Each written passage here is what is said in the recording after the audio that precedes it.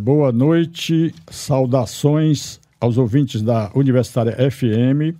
Eu sou Bosco Arruda, professor titular aposentado do Departamento de Engenharia de Produção da UFC, e este é um programa de iniciativa da ADUFSE, Seção Sindical do Sindicato Nacional de Docentes de Nível Superior Andes, cuja diretoria de assuntos aposentados, DIRAP/ADUFSE, eu tenho a honra de ter assumido na gestão 2023-2025, a ADUFSE nas lutas, que tem na presidência a ilustre e combativa professora doutora Irenísia Oliveira. O programa Vivenciando a Academia, histórias marcantes nas universidades federais do Ceará, objetivo é entrevistar docentes aposentados ou com tempo de aposentadoria, mas ainda na ativa. Pretende que os relatos de histórias marcantes nas universidades federais do Ceará, UFC, a do Cariri UFCA e Unilab, demonstra a importância dos trabalhos de docentes das universidades públicas e gratuitas no desenvolvimento de suas áreas de especialização e dos setores nacionais das ciências básicas, tecnológicas, de saúde e humanas, principalmente no que concerne ao desenvolvimento regional. O entrevistado de hoje é o professor titular Luiz Távora Furtado Ribeiro, da Faculdade de Educação da Universidade Federal do Ceará. Possui graduação em Ciências Sociais pela Universidade Federal do Ceará, em 83, mestrado em Educação também pelo UFC em 1990, e doutorado em Sociologia pela UFC em 2002. Concluiu o estágio pós-doutoral na École de Altos Estudos em Ciências Sociais, lá em Paris, não é isso? 2013 e 2014. Tem atuado intensamente em ensino, pesquisa e extensão nas áreas de formação de professores, política educacional e financiamento da educação, movimentos sociais, escola, ensino de história e geografia, história da educação, sociologia e filosofia da educação, educação e religião, diretrizes curriculares, metodologia de ensino e ética. Além disso, foi diretor eleito da Faculdade de Educação da UFC nos 2 mandatos, 2003 e 2011. E participa ainda de diversos fóruns e programas de pesquisa nacionais e internacionais no âmbito de sua especialização. Boa noite, professor Luiz. Obrigado pela participação nesse programa. Antes, eu queria falar um pouco sobre o Minuto da Greve aqui, mostrando que nós, das universidades federais e dos institutos federais de ensino superior, estamos em greve já há um mês, reivindicando não só a questão das verbas para o reajuste salarial, mas a questão da verba para a gestão de todo o setor de educação, que teve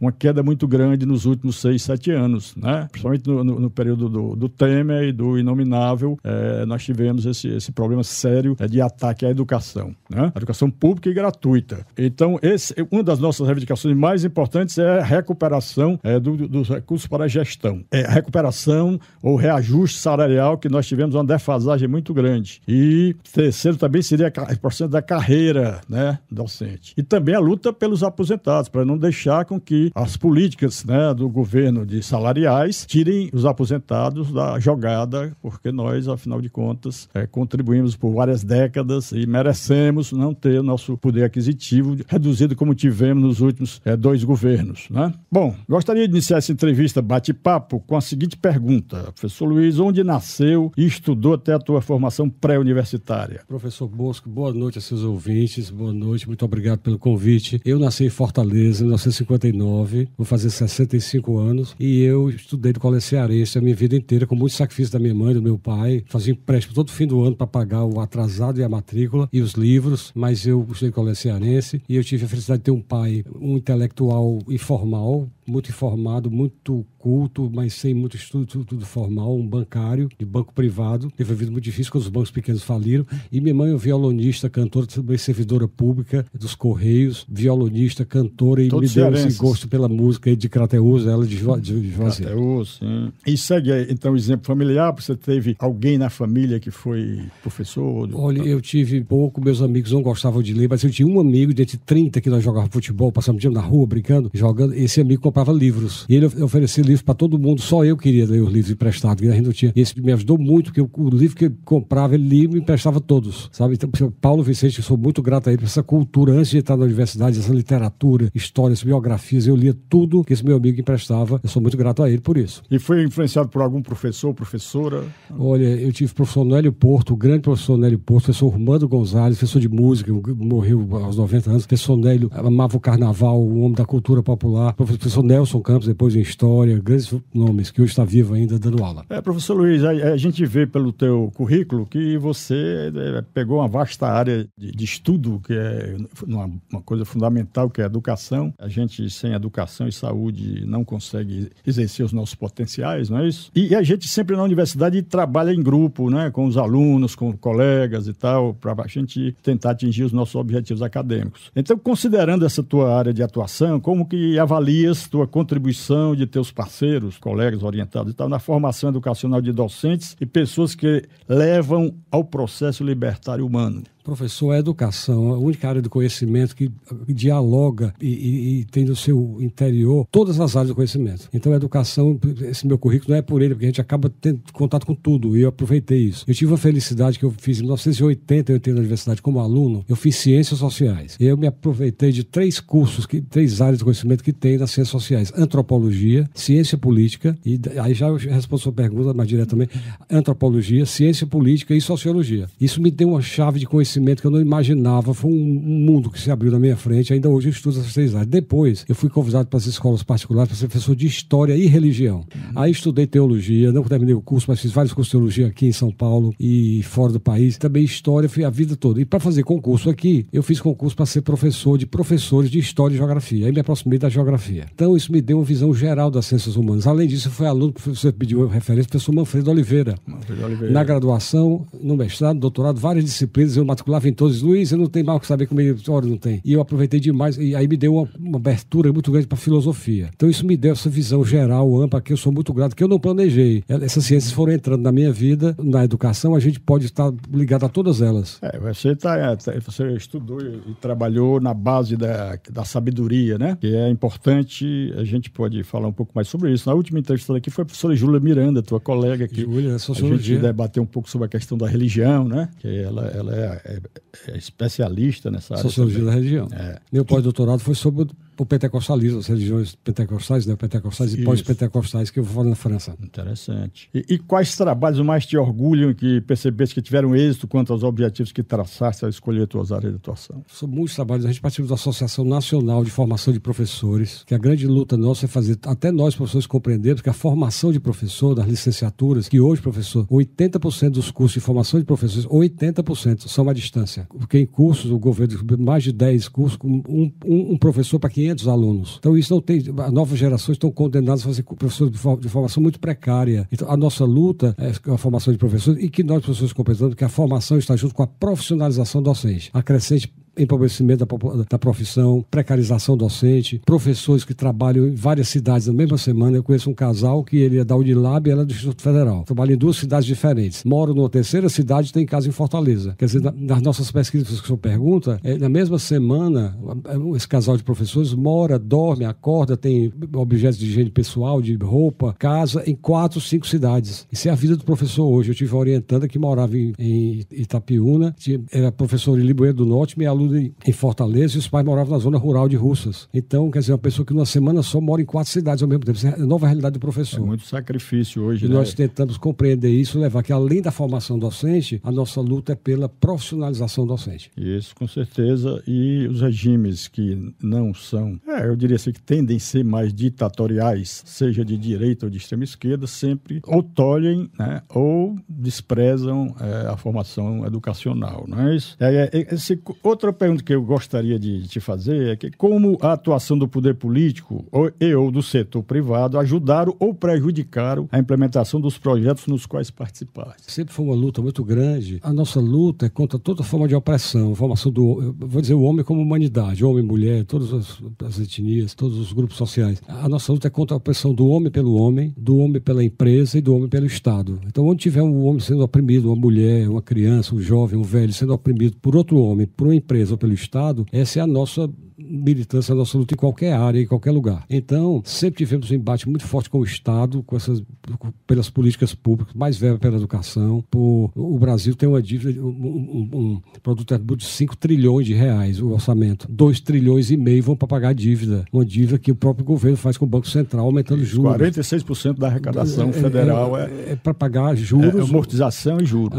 Amortização da dívida e juros da dívida. Só a metade fica para para todo mais. Então nós lutamos para que esse pedaço da dívida, a gente é o nosso lugar de luta social. Os ricos lutam por orçamento para ele. Aquele homem do o livro Pai Rico, Pai Pobre diz 3 coisas. Com a terceira eu não concordo. A primeira é o seguinte: você tem que comprar ouro, porque o dólar vai... Todos os países ricos estão comprando ouro para ter moedas, essas moedas digitais lastreadas em ouro. Processo de desdolarização que está em curso. Desdolarização. Segunda coisa, comprar moedas digitais. E terceiro, não aderir ao comunismo. Ele diz. Essa é a sua conta. E ele diz o seguinte: porque se você esqueça do Estado, ora, é claro que ele quer que o Estado seja para os ricos.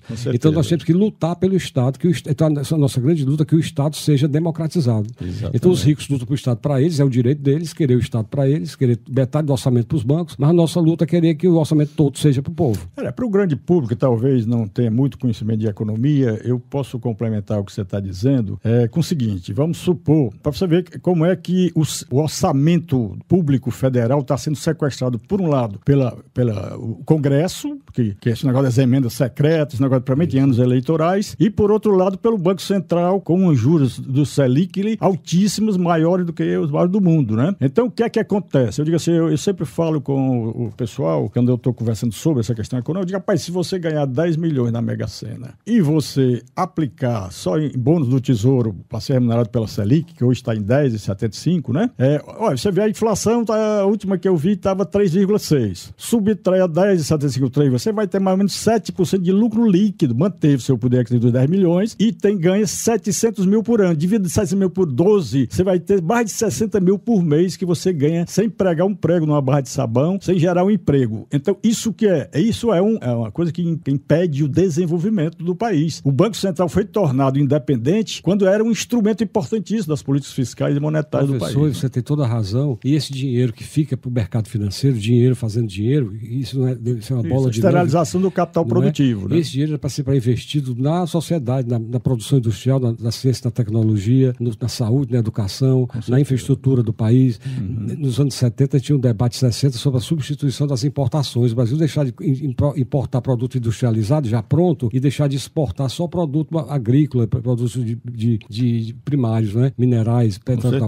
E até hoje é uma grande luta nossa mudar essa pauta. Quer dizer, esse dinheiro seria para investir no desenvolvimento do país e da sociedade. Com certeza. E até porque nós temos hoje uma triste concentração de renda, né? É muita gente com pouca renda e o 0,001% ganhando sem pregar um prego numa barra de sabão, como se diz normalmente. Uma grande coisa ligada, uma grande novidade ligada a esses super ricos, super bilionários, trilionários até, é que eles dominam essas novas mídias digitais. E você recebe no seu telefone celular milhares de filmes de poucos segundos, poucos minutos, a realidade quebrada, a realidade toda cortada, pedaços da realidade. Cada um de nós recebe, nossos jovens recebem milhares, sem contexto. E aí a escola, professora, tem um novo papel, um papel muito importante, porque o jovem não tem mais contato com a realidade, ele tem contato com esses pequenos pedaços da realidade que vêm desconexos, sem você ter a visão do todo. E a escola tem uma grande importância, porque a escola pode tornar o mundo compreensível para a criança e para o jovem e para o professor também, por causa de 3 coisas. A escola tem 3 coisas que as mídias digitais não dão. Primeiro, as ciências, depois a arte e o esporte. Então, essas 3 coisas na escola podem ajudar a criança a sair desse mundo quebrado das redes sociais, digitais, pequenos filmes, pequenos jogos, e aí uma visão compreensível da realidade como um todo, a partir das ciências, das artes e do esporte. Por isso a nossa luta pela escola. Pegando esse gancho aí do que você está colocando, eu gostaria de saber o que pensas do conceito da escola sem partido, tão defendida pelos integrantes e partidários do governo federal na gestão passada. Professor, sempre a escola foi um lugar de confiança das famílias, da Estado e da sociedade. Então a escola sempre foi uma responsabilidade dos professores das políticas públicas, e o Estado seria responsável para organizar e financiar e acompanhar as escolas. Então hoje há pessoas que não entendem de educação, com um moralismo imenso, e o moralismo gera muito medo, gera muita violência, agressividade, pessoas que não compreendem e querem ocupar a escola com ideias com medo da escola. Ainda bem que a sociedade confia na escola e deixa todos os dias de manhã seu filho no colégio. Então, por sorte, a sociedade confia no professor e na professora, que não vai ensinar nada de errado para o seu filho. Então, esse movimento de escola sem partido foi de pessoas que têm ultramoralistas, conservadoras, com medo, pessoas assustadas por uma falsa religião, muitas vezes, que querem interferir na escola. Então, a gente que a escola seja dos educadores, dos professores, sabe, que são as pessoas que estudaram, que se prepararam para fazer isso e podem fazer isso com toda segurança. E com relação a isso aí, essa questão básica, o que a gente precisa ver é pensar o que é que aconteceu no processo civilizatório civilizatório com relação ao conhecimento e à sabedoria, né? A escola deve ser o locus onde se dá o conhecimento, mas não o conhecimento, você vai ver aí no meu livro que o personagem define 2 tipos de conhecimento. Conhecimento instrumental, que é esse que nós usamos, né, na nossa profissão, para a gente pagar as contas, né, ter um trabalho. E o conhecimento ético, que é a crítica que a gente faz do uso do nosso conhecimento instrumental, não é isso? Então, na minha opinião, essa escola sem partido é aquela que quer só o instrumental, porque quem nos dá autocrítica, quem permite você entrar no seu processo libertário individual, é o conhecimento ético, não é o conhecimento instrumental, né? E isso está acontecendo hoje, na contemporaneidade. A gente está vendo, eu estava vendo uma entrevista com o Pepe Escobar na 247, eu fui na Fórum, TV Fórum, e ele estava exatamente falando de que, tanto nos Estados Unidos como na Europa, a qualidade da formação, né, da educação caiu muito. E porque eles levam muito para o instrumental para evitar o conhecimento ético. Porque o conhecimento ético ele é dialeticamente contrário a essa acumulação de renda desbragada, que eu acho que isso é uma patologia. Eu acho que o capitalismo é uma patologia, porque uma pessoa que tem $1 bilhão, se ela ganhar $1 bilhão a mais, não vai afetar absolutamente nada na qualidade de vida dele, da família, das futuras gerações dele. Mas eles são capazes de fazer guerra, de matar gente como está na Ucrânia, como em Gaza, para alimentar um poder bélico, né, que a gente, farmacêutico e tal, que está levando as pessoas que estão raciocinam a ficar angustiadas diante do quadro atual. Pela primeira vez, isso é uma coisa dramática, sabe? Você nos lembra agora. Eu lembro que 232 a.C. terminou as guerras púnicas, os romanos, e o mundo mudou, por isso talvez hoje a gente fala português, talvez, que vem do latim. Os romanos venceram os cartagineses, Aníbal, 232 a.C. Aí Roma dominou o mundo inteiro, Cartago era na África, então, mas um povo dominou outro povo, uma região dominou outra região, por mais poderosos que fossem. Hoje nós estamos num momento que a guerra pode destruir o planeta. Isso é uma novidade que não havia antes. Quando eu era criança, o senhor também nos anos 60, eles faziam uma conta que as armas nucleares podiam destruir o planeta em 49 vezes. Várias vezes. É o número que a gente tinha, que vinha dos jogos, mesmo os jogos internacionais. Hoje, uma arma pode destruir o planeta inteiro, não é só a população. Então, além disso, o crescimento da pobreza, da fome, da miséria. E terceiro, as mudanças climáticas, o aquecimento global. Quer dizer, nós estamos lutando para salvar a vida e o planeta. É uma luta que nós nunca imaginamos que teria. Nós temos que ter capacidade de compreender para lutar e ter mais aliados para nos ajudar nessa luta pelo fim das guerras, pela diminuição do armamentismo, que a tecnologia...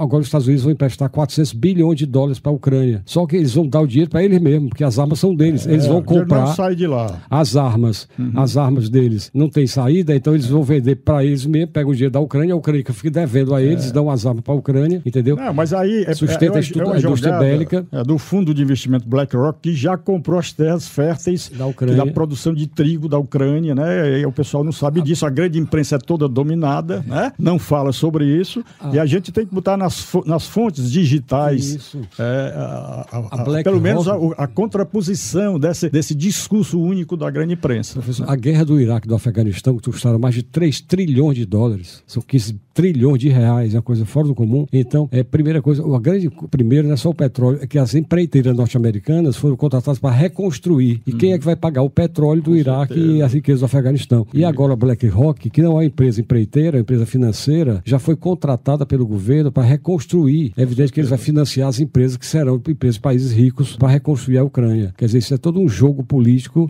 e não se importa com as populações, com as crianças que estão morrendo na guerra. Isso não tem importância para eles. Toda vez que eu gosto muito de ver e ler alguma coisa, ouvir debates sobre geopolítica, né? E na geopolítica fica claro que quem domina o Império Ocidental decadente, capitaneado pelos Estados Unidos, mas com parte na Europa também, né? Com piso na Inglaterra, piso na Suécia, piso na França, né? Tem aqueles apoios. Quem domina são 3 indústrias. É a indústria bélica, a indústria farmacêutica, que dizem que é um braço da indústria bélica, né? Também, né? E a indústria da reconstrução civil, né? Porque eles vão lá, destroem, ganham de todo jeito e o dinheiro fica lá. O problema dos Estados Unidos, por que o processo de desdolarização? Porque hoje a relação PIB, dívida PIB americano, está em 128%, que é a última vez que eu vi. Ou seja, o Brasil está em 78%, a turma fica, o Banco Central, não pode baixar juros, não sei, mas os Estados Unidos está com 138%. Professor, o Brasil vai chegar, um grande problema, vai chegar, tem 64 bilhões, 64% do PIB de dívida, e vai chegar em 2021 com 66%. Os Estados Unidos têm um PIB de 128 trilhões de dólares. O PIB dos Estados Unidos, por ano. 128 é um espetáculo, né? 128 trilhões de dólares. A China tem 18 trilhões. A dívida dos Estados Unidos é 34 trilhões de dólares. Desculpe, de 28 trilhões de dólares, desculpe, não 128. É 28 trilhões de dólares o PIB e a dívida é 34 trilhões de dólares. É uma dívida desesperadora. A dívida do Japão é 250% do PIB. A dívida da Itália é 70% a mais do PIB. Então, o Brasil, a dívida do Brasil não é uma coisa desesperadora, não precisa esse juro exagerado todo. E dizem que essa dívida dos Estados Unidos, do Japão, dos países ricos, da Grécia, da Espanha, essa dívida não tem saída, porque um dia é insolvência total. Uma grande crise do capitalismo pode vir eu chamo isso, pessoal, no meu livro, o novo capitalismo do endividamento. Eu digo que tem 3 setores que estão endividados hoje. Eu digo 3 setores. Os países, acabamos de citar o exemplo, Estados Unidos, Japão e outros, os países, as empresas e os consumidores, as famílias. Então, nós estamos vivendo um capitalismo onde as pessoas vivem a sociedade de consumo, que você tem que comprar, você tem que ter dinheiro para comprar as coisas e não tem dinheiro para pagar. E segundo, esses produtos que são vendidos, destrói o meio ambiente. Então, você compra produtos, você não precisa. Você compra 10, 20, 30 pares de sapatos, você precisa de 1, 2 pares de sapatos. Então, isso tudo está destruindo o meio ambiente e você começa a comprar coisas que não pode. Então, a insolvência geral do planeta. O capitalismo gerou o que eu estou chamando de novo capitalismo do endividamento. Repito, quem está endividado hoje? As empresas, os países e os consumidores. E aí, qual é a saída? Então, eles têm que resolver esse problema, senão o capitalismo não tem nenhuma saída para eles. E por isso que a educação a educação é fundamental para a gente começar a conversar com os nossos demonizada pela toma do poder, né? Que a educação talvez seja o único lugar onde um jovem... Por exemplo, professor, nós vivemos no Ceará e no Brasil todo. Me diga qual é a grande cidade brasileira que tem biblioteca. Grande cidade cearense. O pessoal não lê mais. Então, nós não temos essa tradição. Eu lembro que na França você esbarra na rua com livro na rua, o pessoal vendendo livro usado. Na Inglaterra, posto de ônibus está o pessoal lendo lá no ponto de ônibus. No metrô. E aí nós não temos essa tradição de leitura. As famílias, eu sempre digo isso, para que serve um estante na classe média? Um estante para botar a televisão de 50 polegadas e porta-retrato de viagem para Disney. E até diz que as pessoas que compram livro por metro para mostrar que tem. Então, quer dizer, nós não temos tradição nas nossas classes médias, altas, de leitura. Estante é para guardar objetos, não é para guardar livro. Então, nossa juventude não tem onde ler. Imagina as residências pobres, nem espaço para livro. Eu lembro que a história do meu amigo me emprestava livro, nós tínhamos 30 amigos, só eu pegava livro emprestado com ele. Ele oferecia para todo mundo. Eu me aproveitava, sabe? Pegava livro, revista, tudo que eu pude. Eu agradeço muito a ele. Meus amigos não aproveitaram isso. Hoje é o único lugar onde a criança pode ter acesso ao livro e à leitura. É a escola. Por isso a escola é um lugar fundamental para as novas gerações, para que possam ter essa visão de conjunto da realidade. Tá? Com certeza.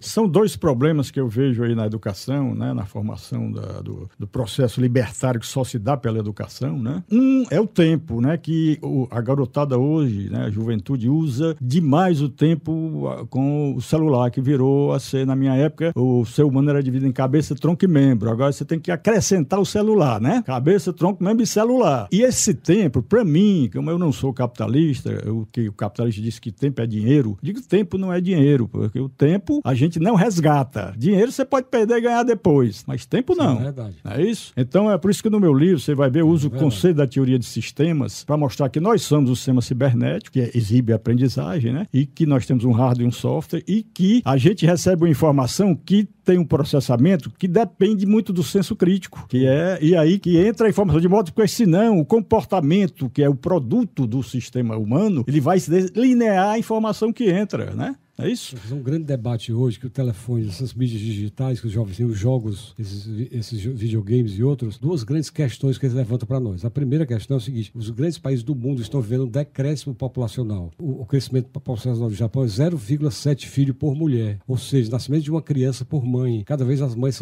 têm a maternidade mais tarde. Então os países estão, a virada demográfica vai ter mais velhos do que crianças. Então os países é um grande problema para a Coreia, para o Japão, para os países, mesmo para a Índia. A Índia, o país tem 1 bilhão e 300 bilhões de habitantes. Passou da China. Mas passou por causa de poucos milhões, né? 28 milhões, 328 milhões a 325, 1 bilhão de habitantes e 228 milhões. E aí a demografia está diminuindo. Nascem menos crianças do que os velhos vão envelhecendo. E essa experiência é um problema sério para o futuro. Esse é o primeiro problema. E dizem que quando o jovem fica muito nas redes digitais e no videogame, ele perde o interesse pelas relações interpessoais, até afetivas, sexuais. Isso é uma grande discussão hoje na Coreia.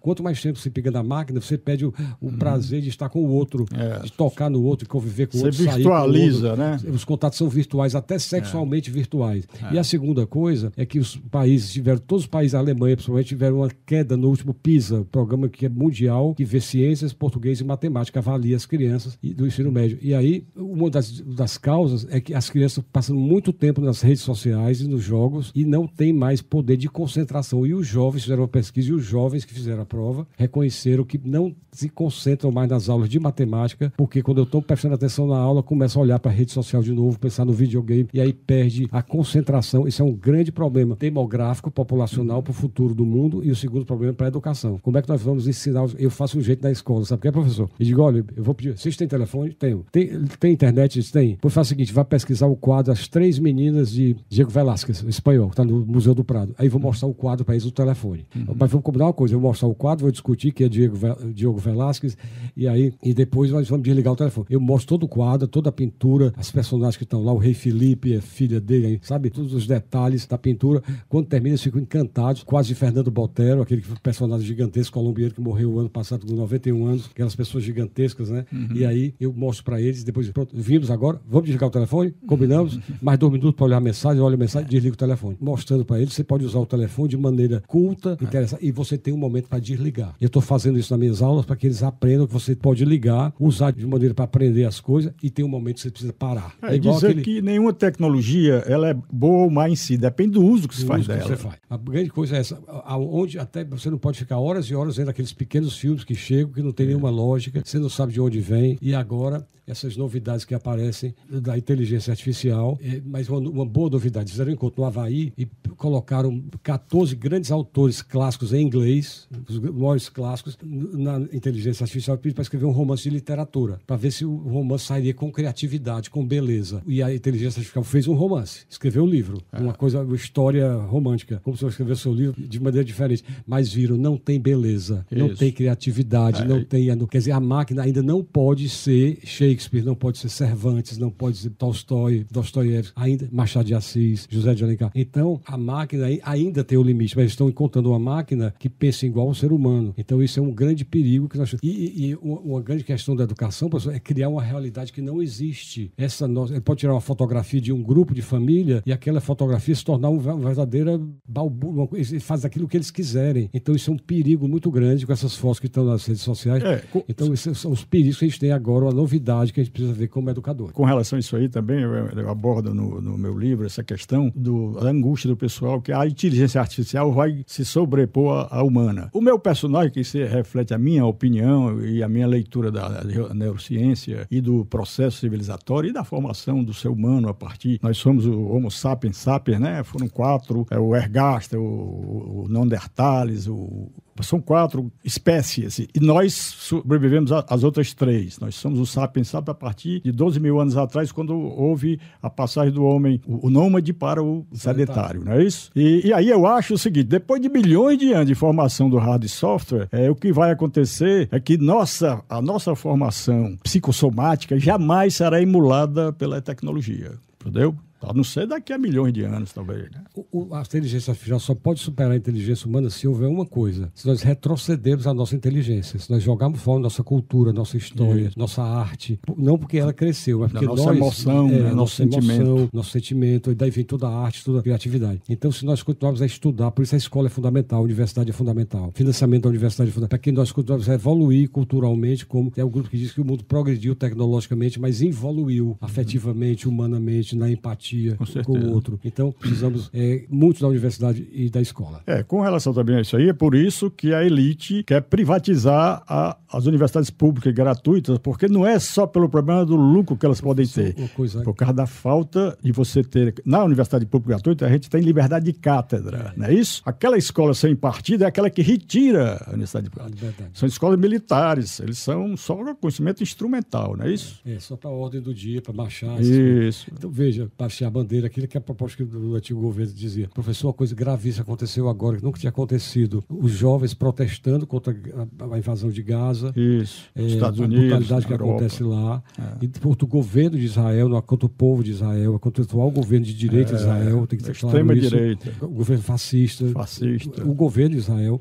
Então, e as universidades, os jovens entraram na luta contra essa guerra, uma luta pacífica, e ocuparam as universidades, uma coisa gravíssima. Eles pediam 3 coisas. As universidades são muito ricas, têm dinheiro para investir na Bolsa de Valores, recebem muito dinheiro das mensalidades, das anuidades e investem o dinheiro. 3 coisas, que a universidade, primeiro, abrir suas contas; segundo, que não investisse em países que fazem inversões em guerra, empresas; e terceiro, que desse anistia para estudantes e professores. E aí, uma coisa lamentável foi a repressão policial. A polícia entrou dentro do campus, reprimindo jovens e estudantes, às vezes com apoio de outros estudantes e professores e famílias. Isso é uma coisa gravíssima que aconteceu. Nós precisamos protestar e precisamos... Uma universidade dirigida por uma mulher que sofreu tanta pressão em Colômbia, em Nova York e outras cidades também, governadas por homens, reitores. Então, foi uma coisa gravíssima. Isso foi um retrocesso imenso quando a universidade foi invadida, não só pelos grupos conservadores, mas pela polícia, para agredir estudantes que protestavam o seu direito de falar. Tem sido amplamente divulgado pelo pessoal do mundo digital, né? Não da grande a imprensa corporativa. Mas, professor, nós estamos aqui no fechamento, infelizmente, porque é muita sabedoria para a gente adquirir aí da sua formação, né? Em pouco tempo. Eu queria fazer só assim, como é que você vê a importância do sindicato no que concede a defesa dos direitos de formação, de visão de mundo, política, social, cultural, das docentes, né? Que são mais jovens do que a gente, e depois das suas palavras finais. Professor, o sindicato, o grande combate do neoliberalismo, que faz 44 anos, 1980, foi destruir a organização da classe trabalhadora. Como é que ele fez isso? Primeiro foi destruir o comunismo. São 2 pautas. Primeiro, destruir o comunismo. Até hoje ele luta contra a Rússia, contra a China, achando que é um monstro comunista que está aí. E segundo, destruir a classe trabalhadora e sua organização. Para isso tinha que quebrar os sindicatos. A organização era o segundo objetivo do neoliberalismo, tem 44 anos. Como é que eles estão tentando quebrar os sindicatos? Através do desemprego e da precarização. Então, quem está desempregado, quem está precarizado, não tem como lutar, porque tem medo de perder o emprego e de voltar ao mercado de trabalho. Uberização. Então, a uberização, essas novas formas de trabalho, de aliança do trabalho. Qual é a nova missão do sindicato? É talvez tematizar as grandes questões do mundo contemporâneo. Não só a luta trabalhista, mas que o trabalhador compreenda a realidade mais geral que atinge a todos nós. Então, o sindicato tem um papel fundamental. Ainda há sindicatos muito atuantes, de aeroviários, mais ligados aos transportes, à saúde, mas a maioria dos sindicatos tem uma crise muito grande, mas o sindicato pode rejuvenescer, não só com as greves, mas com o movimento de formação da classe trabalhadora. Como é que a classe trabalhadora pode ver esse mundo de hoje e pode atuar para que esse mundo seja democratizado, que é uma luta muito difícil, mas talvez seja a mais importante da nossa vida. E salvar o planeta, o meio ambiente e acabar com a guerra. Muito bem, eu concordo plenamente com você. Foi muito interessante aqui. Quais seriam as suas últimas palavras para a audiência desse... Professor Bosco, muito obrigado pelo convite. Esse é um programa que muito honra os professores mais antigos da universidade. Eu tenho 44 anos que eu sou professor, 42 anos, desde 82, e estou na universidade há 33 anos, vou completar 33 anos agora de UFC. Então, isso é um grande momento a gente poder vir aqui para conversar com uma pessoa tão sábia como você. Claro que é isso, né? Professor Bosco Arruda, sobre a nossa vida como professor, as nossas ideias, nosso pensamento sobre educação e sociedade. Muito bem, eu acho que a audiência teve um grande proveito dessa entrevista bate-papo. Talvez eu tenha falado até demais, e desculpe. Foi um aprendizado também, professor. Mas é bom que a audiência reflita sobre esse mini debate aqui, né, que poderemos estender em outras ocasiões. Muito obrigado, então. Boa noite às audiências do programa Vivenciando a Academia, Histórias Marcantes nas Universidades Federais do Ceará.